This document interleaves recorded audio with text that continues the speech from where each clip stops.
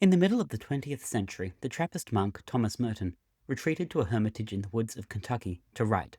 He believed silence was necessary for clarity, and clarity was necessary for truth. He refused television, turned down speaking engagements, and gradually reduced his correspondence to almost nothing.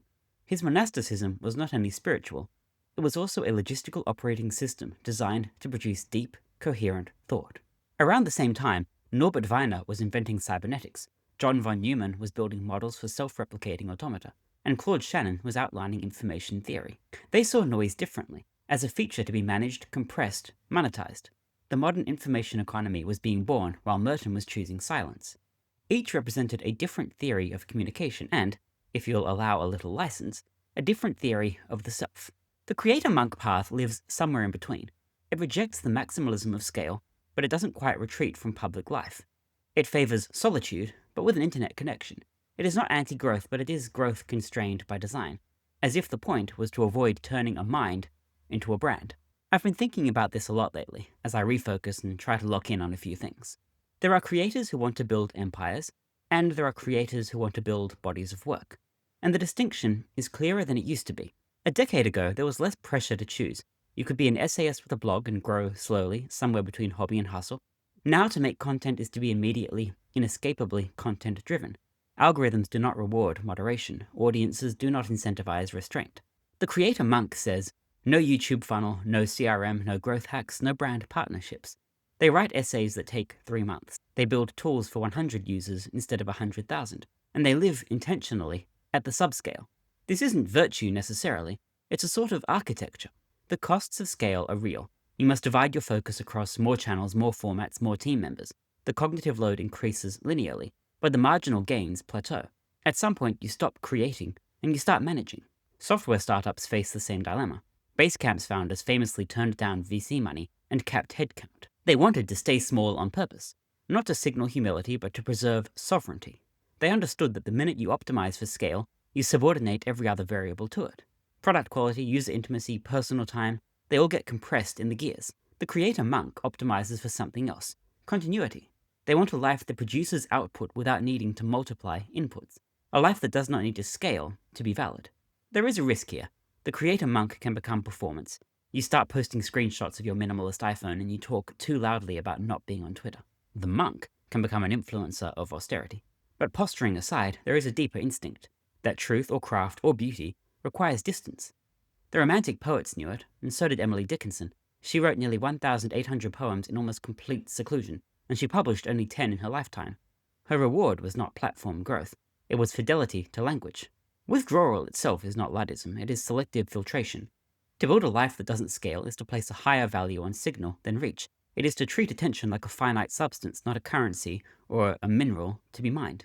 And this runs counter to every logic of the current media economy. Creators are told to be everywhere, to repurpose everything, to lean into virality, segment their audience, productize their knowledge. The idea that you would instead slow down, write less, share sparingly, it sounds suicidal, and it is, if the goal is financial maximalism. But if the goal is sustained creation, the trade becomes rational. What happens when output is separated from scale? You get productivity that is neither invisible nor performative. It is not the frantic hustle of the content entrepreneur, but it is not the obscurity of the hobbyist either. One example is the independent software developer who builds tiny tools. They write in public, often on blogs or forums that predate social media. Their code serves a niche, and their income supports their time. They are not famous, but they are free. Another is the small newsletter writer who maintains a tight list of 500 paying subscribers. They are not trying to go viral. They are trying to say something difficult, clearly, over time. I think these lives are harder to envy because they're harder to see. But that's part of the appeal. They resist the visual grammar of success. They replace it with a standard. Consistency, sharpness, and alignment between work and worldview. There is a line in Seneca, if you wish to be loved, love. There is another line less quoted, withdraw into yourself as far as you can. The Stoics were full of this tension, engagement versus isolation, action versus contemplation, a complexity rarely found in Stoic Reddit threads. The creator-monk path resolves it by changing the unit of measure. It assumes that the highest leverage is not in reach, but in depth, that one deeply engaged mind, changed by a piece of work, is more valuable than 10,000 passive impressions. This is in some ways a return to pre-industrial ideas of authorship. Writers wrote for patrons or for God, musicians composed for a court, and the relationship was personal, not programmatic. Distribution was slow, but understanding was durable. Now everything is fast, and that speed can be corrosive to judgment.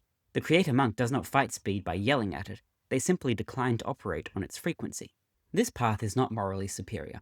It's not necessarily healthier. In fact, it can be isolating, financially risky, even psychologically destabilizing.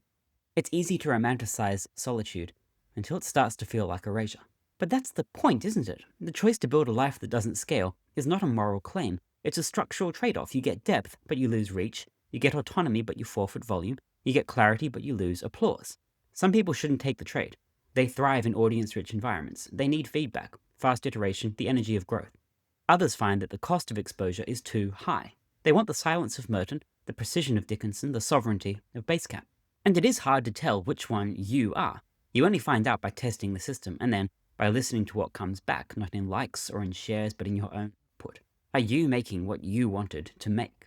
There is an alternative theory of success, neither blitzscale nor regrowth, just a long, slow unfolding of competence. One tool, one essay, one idea at a time. And I don't think it looks impressive. It doesn't sound like a pitch deck, but it works. If your definition of working includes sleeping well, making clear things, and becoming, slowly, wiser.